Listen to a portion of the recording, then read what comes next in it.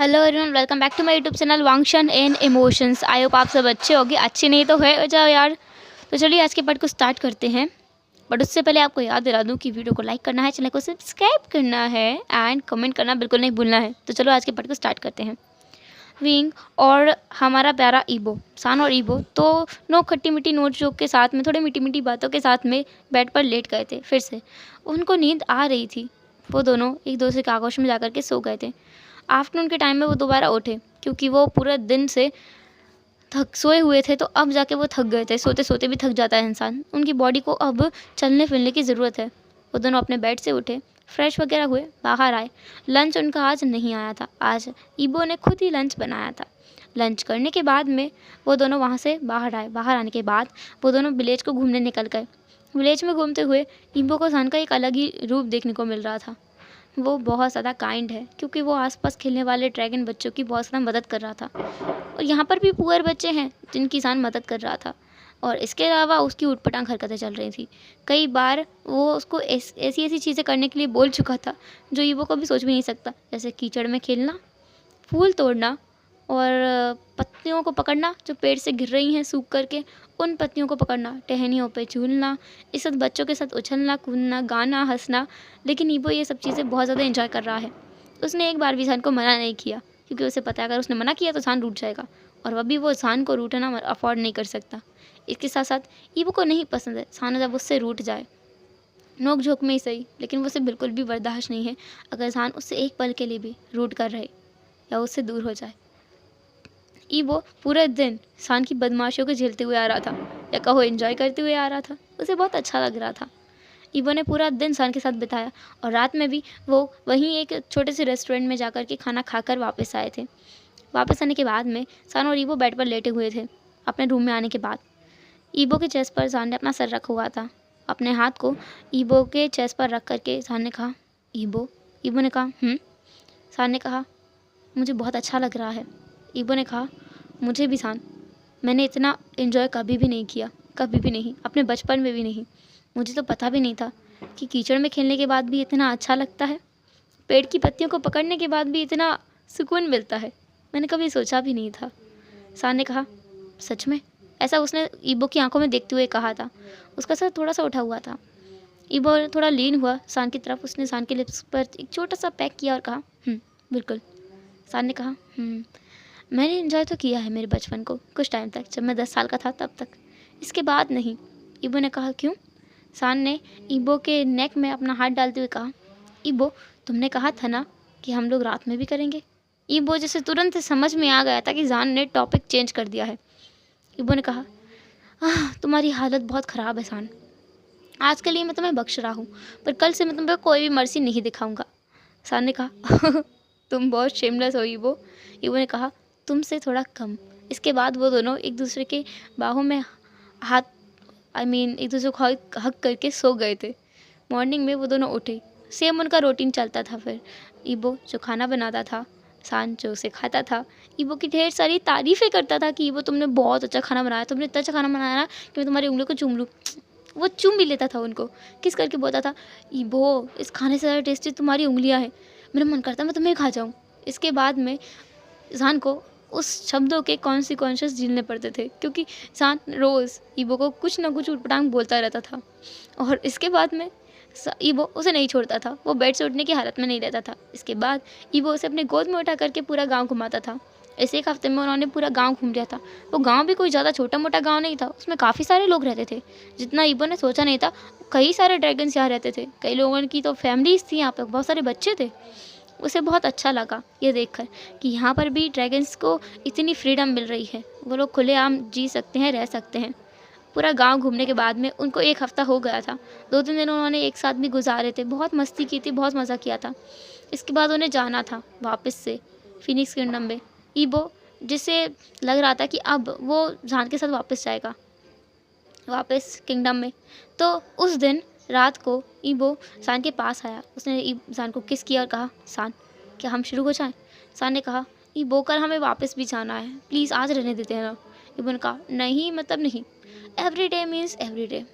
सान ने कहा, अच्छा, पहले तो तुम मना कर रहे थे। ईबो ने कहा, वो छोड़ो। इसके बाद में ईबो और सान की वही डेली रूटीन वाली एक्टिविटी स्टार्ट हो गई।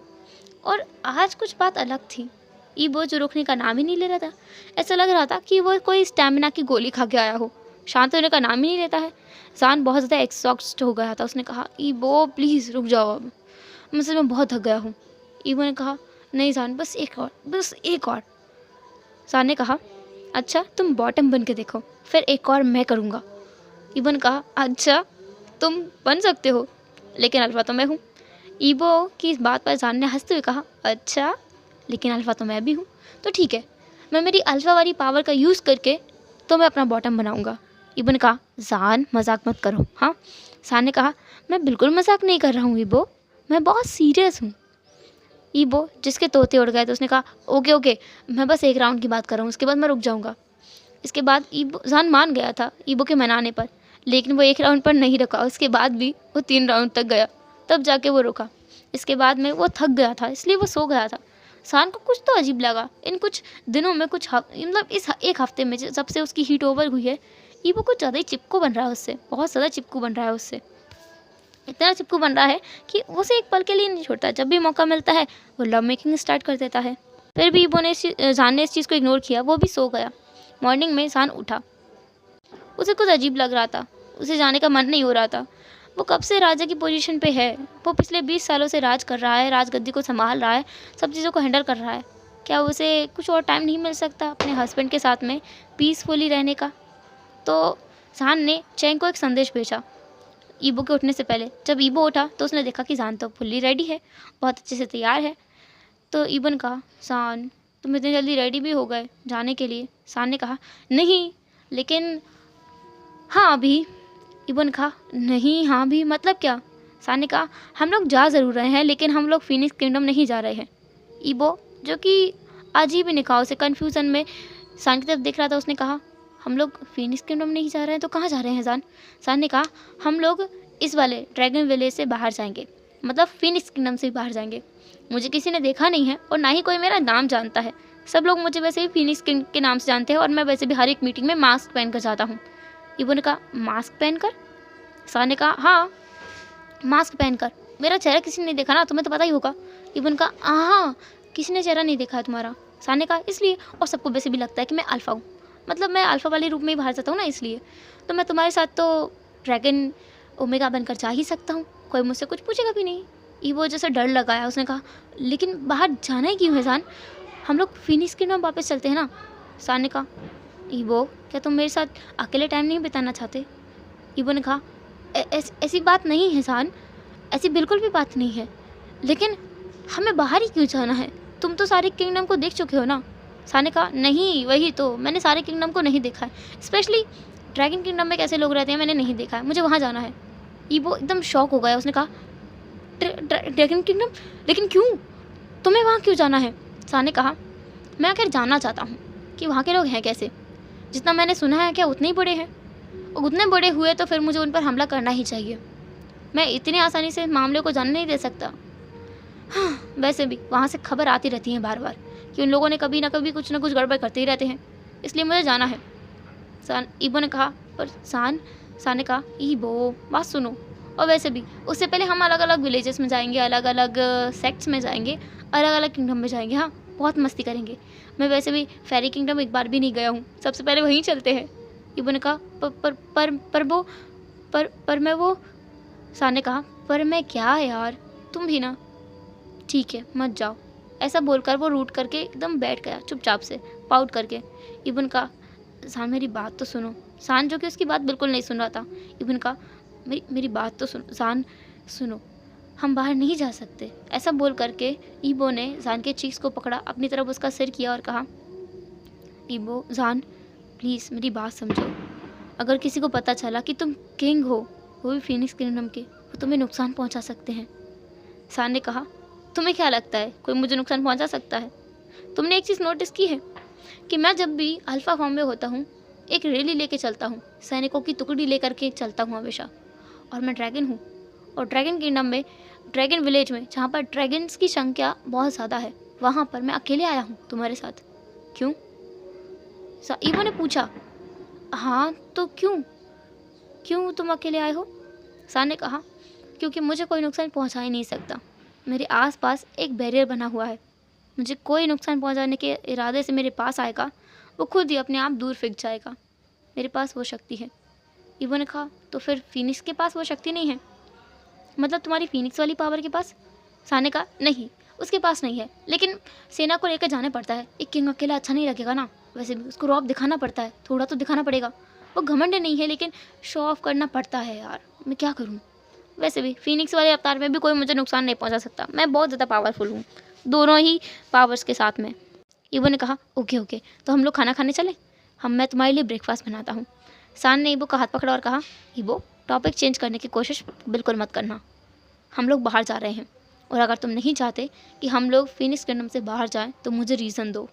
ईवो ने कहा, मैंने कब कहा कि मैं नहीं चाहता, मेरा मतलब तो बस ये था कि कोई तुम्हें पकड़ लेगा तो, पहचान जाएगा तो। सान ने कहा, इम्पॉसिबल है, तुम पहचान पाए थे क्या? हाँ, कोई नहीं पहचान सकता मुझे। ईवो को पता है सान को कोई नहीं पहचान सकता, लेकिन ईवो को तो कोई भी पहचान सकता है। ईवो तो सबसे मिला है, हर एक किंगडम में जाता है। किसी ने अगर उसको बता दिया, मतलब सान को बता दिया कि वो ड्रैगन किंगडम का प्रिंस है, सान उसे पक्का छोड़ के चला जाएगा या फिर उसकी जान ले लेगा, क्योंकि खुद सान ने उससे कहा था कि उसका ड्रैगन और उसका फीनिक्स दोनों ड्रैगन किंगडम के जो रॉयल फैमिली है उन सब से नफरत करते हैं, दिल से नफरत करते हैं, इतनी नफरत करते हैं कोई इनके सामने आ जाए तो उससे जान से मार देंगे। ईवो डरा हुआ नहीं था, बस वो सान को खोने से डर रहा था, इसलिए वो डरा हुआ था। खुद की जान की तो उसे वो कोई परवाह ही नहीं है। ईवो इसलिए सान को रोक रहा था, लेकिन सान तो रोकने का नाम नहीं ले रहा है। सान ने कहा, जाओ ईवो, कुछ नाश्ता बनाओ, उसके बाद हम लोगों को निकलना भी है। सान ने सारा का सारा सामान भी बांध लिया था। ईवो ब्रेकफास्ट बनाने गया। उसने सोचा कि अगर उसे चोट लग जाए तो शायद जान ना जाए, तो उसने वहीं से, मतलब जो उसने लकड़ियों का चूल्हा बनाया हुआ था उसमें उसने आग लगाई और उस लकड़ी को थोड़ा सा अपने हाथ पे लगा लिया और कहा, जान। सान जो तुरंत किचन में आया, उसने ईवो के हाथ को देखा और कहा, ईवो, ये क्या किया तुमने, तुम्हारा हाथ जल गया। ईवो जिसने पहले ही खाना बना लिया था, लेकिन फिर उसने हाथ जला लिया था। ईवो ने कहा, जान, मेरा हाथ जल गया है, मुझे ट्रीटमेंट की ज़रूरत है, वैद्य को बुलाओ। सान ने कहा, क्या बकवास है, ये छोटी सी चोट है, और वैसे भी तुम एक योद्धा हो, तुम एक कल्टीवेटर हो, तुम्हारे अंदर इतनी पावर है, हाँ, तुम ऐसे आसानी से हील कर सकते हो। नहीं कर सकते तो मैं करता हूँ। ऐसा बोलकर उसने, मतलब सान ने वांगजी ईवो के हाथ पर वहाँ हाथ रखा जहाँ पर उसे चोट लगी थी, और वो चोट थोड़ी देर में बिल्कुल सही हो गई। अब ऐसा लग रहा था देखने से कि वहाँ पर कभी चोट लगी ही नहीं थी। ईवो जो बहुत बुरी तरह से परेशान था कि वो सान को कैसे रोके बाहर जाने से, लेकिन सान रोकने का नाम नहीं ले रहा था। उन लोगों का ब्रेकफास्ट किया। ब्रेकफास्ट करने के बाद में सान ने सारा सामान ईवो के कंधे पर डाल दिया और कहा, चलो। सान ने ईवो की ओर खुद की तलवार को लिया और ईवो से कहा, अपनी पावर्स को थोड़ा लॉक कर लो, है ना, मैंने भी कर लिया है। हम लोग सिंपल ओमेगा और अल्फा दिखने चाहिए, कल्टीवेटर्स चलेगा, लेकिन हाँ, किसी को पता नहीं चलना चाहिए हमारी रियल आइडेंटिटी के बारे में। ईवो ने कहा, नहीं चलेगा, नहीं चलेगा। वो अपने मन में कह रहा था, कैसे नहीं चलेगा, ज़रूर चलेगा, मुझे सब लोग जानते हैं, और मेरी तो इतनी गंदी इमेज है सबके सामने। सान, तुम्हारे सामने कुछ भी नहीं आना चाहिए, ना ही मेरा किसी और के साथ रात बिताना, और ना ही ये कि मैं किंगडम का एक प्रिंस हूँ। सान जो कि मस्त मोला होकर के चल रहा था, ईवो जो कि टेंशन में था कि क्या होगा। वो लोग फीनिक्स किंगडम से बाहर आ गए थे। वो लोग फेरी रेलम की तरफ जा रहे थे, फेरिस के लैंड की तरफ जा रहे थे। उन्हें वहाँ तक जाने में लगभग 4 घंटे का समय लगा। वो लोग कभी अपनी तलवार से फ्लाई करते थे तो कभी बिल्कुल पैदल चल के जाते थे। इस बीच में सान ने ईवो का सर बहुत ज़्यादा बचाया था। वो बहुत ज़्यादा बकवास बातें किए जा रहा था।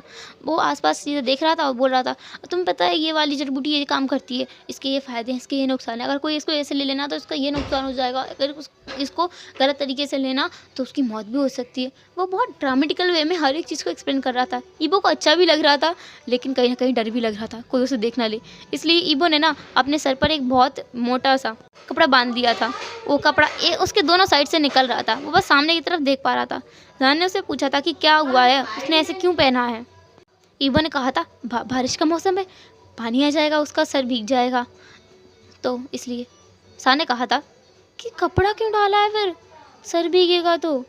ईवो ने कहा, सान तुम बस चुपचाप चलो ना, कितने सवाल करते हो। फिर सान ने कुछ नहीं पूछा था, वो बस अपनी बातों में मग्न था। वो बस बकर बकर बकर बकर किए जा रहा था और ईवो उसकी हर एक बात का रिस्पॉन्स कर रहा था। वो 4 घंटे बाद फेरिस के लैंड में पहुंच गए थे। वहां जाने के बाद में एक इन में उन दोनों ने एक कमरा लिया। कमरे में आने के बाद में ईबो ने उस कपड़े को अपने सिर से हटाया था, एक रिलीफ की ब्रेथ ली थी। जाकर उसने बात लिया, बात लेकर बाहर आया, सान को हक किया, उसके नेक पर एक किस किया और कहा, हाँ मैं बहुत थक गया हूँ सान। सान ने कहा, थक तो मैं भी बहुत गया हूँ, मैं भी फ्रेश होकर आता हूँ। वो फ्रेश होने के लिए जा रहा था, लेकिन ईबो ने उसका हाथ पकड़ लिया, उसे अपनी तरफ खींचा और कहा, सान तुम मुझे यहाँ लेकर आया हो, क्या मुझे मेरा रिवॉर्ड नहीं मिलेगा? सान ने कहा, रिवॉर्ड? कौन सा रिवॉर्ड? ईबो, सच में मैं बहुत थका हूँ। लेकिन ईबो ने उसकी बात ना सुनते हुए इसे अपने गोद में उठा लिया। ईबो नहाने के बाद बहुत ज़्यादा रिफ्रेश फील कर रहा था। ईबो सान को लेकर के बाथरूम में आया। बाथटब में उसने देखा कि पानी भरा हुआ है। उसमें विंग को बिठा दिया। सान को बिठाने के बाद उसने कहा, तुम्हें बात मैं दिलाता हूँ। ऐसा बोल करके ईबो उसे बात दिला रहा था, या फिर उसे टॉर्चर कर रहा था, उसे सिड्यूस करने की कोशिश कर रहा था। ईबो के हाथ सान की पूरी बॉडी में घूम रहे थे और सान उन हाथों को बहुत अलग तरीके से फील कर पा रहा था, क्योंकि वो एग्जॉस्ट हो रहा था। उसे अब ईबो की ज़रूरत थी। सान ने कहा, ईबो तुमने अच्छा नहीं किया। ईबो ने क्या कहा, मैंने क्या किया है सान? उसने बहुत इनोसेंट वे में ये कहा था कि जैसे कि उसे कुछ पता ही ना हो। सान ने कहा, हाँ, जो भी है, आई वॉन्ट यू ईबो राइट नाउ। ईबो ने कहा, लेकिन तुमने तो कहा था तुम थके हुए हो। सान ने कहा, मैं तुम्हारी जान ले लूँगा ईबो। ईबो ने बस एक स्माइल किया। सान को उस बाथटब से उठाया, अपनी गोद में रूम में लेकर आया। रूम में लाने के बाद में वो उसके ऊपर आ गया। उसके लिप्स को उसने किस किया, ब्रूटली सक किया। सान जिसके लिप्स पहले से स्वलन थे, क्योंकि ईबो न जाने उसे कितनी बार किस कर चुका है आज पूरे दिन में, रास्ते में भी। ईबो ऐसा इसलिए कर रहा था क्योंकि उसके मन में एक इनसिक्योरिटी थी कि सान को कुछ पता ना चल जाए, फिर सान का रिएक्शन क्या होगा। सान उसे मारेगा, उसे जान से ही मार देगा, उसे धोखा देने के लिए। अभी ईबो सान को किस कर रहा है और सारी बातों को भूल जाना चाहता है, पूरी तरीके से भुला देना चाहता है। वो बस सान को याद रखना चाहता है। उसके लिप्स को छोड़कर, उसके चीक्स को छोड़ करके वो उसके नेक पर आया, उसके शोल्डर्स को किस किया, उसके नेक को बाइट किया, उसके चेस्ट पर आया और बस वो उसके साथ खेले जा रहा था, फोर प्ले कर रहा था। और सान मौन कर रहा था और उससे प्लीड कर रहा था, वो डिमांड कर रहा था ईबो को अपना बनाने के लिए, ईबो का बन जाने के लिए। ईबो ने भी उसकी इस विश को फुलफिल कर दिया और वो दोनों फिर से एक हो गए। उनके hot romantic and sexy session के बाद में वो दोनों बहुत ज़्यादा एग्जॉस्ट थे। ईबो, जिसने हल्के फुल्के रोब्स पहने, बाहर गया और उन दोनों के लिए खाना लेकर आया। उसने सान को अपनी लैब में बिठाकर ही खाना खिलाया, खुद ने भी खाया। इसके बाद वो दोनों सो गए थे, क्योंकि वो बहुत ज़्यादा थक गए थे। वो लोग आफ्टरनून में वहाँ से निकले थे, उन्हें आता था इवनिंग हो गई थी और अभी रात होने को आई थी। वो दोनों सो गए थे। मॉर्निंग में नेक्स्ट डे वो दोनों उठे और सान, जो कि बाहर घूमने की ज़िद पर अड़ गया था। ईबो, जो कि बिल्कुल भी नहीं चाहता कि वो बाहर घूमने जाए, कोई ना कोई उसे पहचान लेगा। ईबो की इमेज बहुत ज़्यादा ख़राब है। ईबो ने कहा, पर सान मैं क्यों, तुम चले जाओ, तुम घूम कर आ जाना। सान ने कहा, सच में ईबो, तुम सच में मेरी बिल्कुल केयर नहीं करते हो। ठीक है, मुझे कहीं नहीं जाना है। ऐसा बोलकर सान वहीं बेड पर बैठ गया था। फिर उसने एकदम से कहा, तुम मुझसे कुछ छिपा रहे हो ईबो। ईबो ने कहा, कुछ कुछ कुछ भी तो नहीं, कुछ भी नहीं, बिल्कुल कुछ भी नहीं, बिल्कुल नहीं। मैं तुमसे क्या छुपाऊंगा सान, मैं तुमसे बहुत प्यार करता हूँ, मैं तुमसे कभी कुछ नहीं छिपाऊंगा।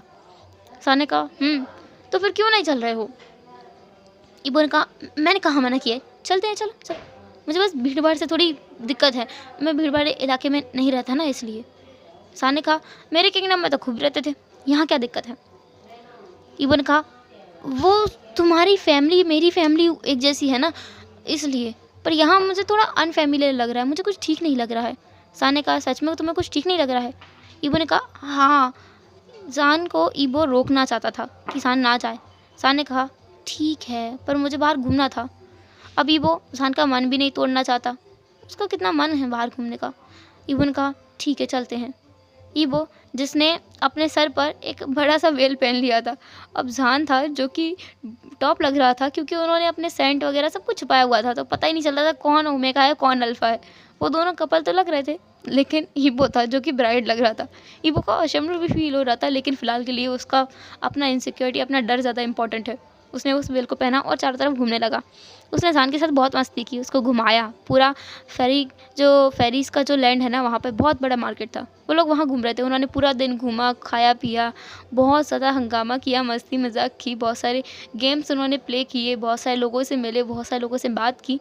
ईबो तो बात नहीं कर रहा था, लेकिन सान कर रहा था, और ईबो उसको कुछ भी नहीं कह रहा था। ईबो अब अपने आप में ही मग्न था। उसे जेलिसी नाम की चिड़िया तो दूर दूर तक नज़र नहीं आ रही थी, क्योंकि फ़िलहाल वो डरा हुआ था कि कोई उसे पहचान ना ले। इसलिए जब अगर वो जेलस भी होता था ना, तब भी वो कुछ नहीं कहता था। क्या पता कोई उसकी आवाज़ से ही उसे पहचान जाए। ईबो और जान पूरा दिन घूम फिर करके वापस आए। ईबो जैसे एक रिलीफ फील हुआ कि किसी ने उसे नहीं पहचाना, और उसे यकीन हो गया था कि कोई उसे ऐसे नहीं पहचानेगा। इसलिए अब वो अपने फेस पर हमेशा वेल लगा के घूमेगा।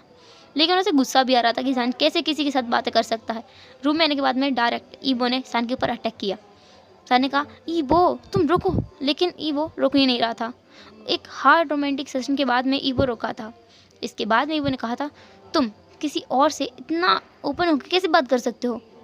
सान ने कहा, मैं किसी के साथ ओपन नहीं हो रहा था ईबो, तुमने देखा नहीं, मैं बस इस क्लैन के बारे में जानकारी ले रहा था। आखिर मैं भी एक किंग हूँ।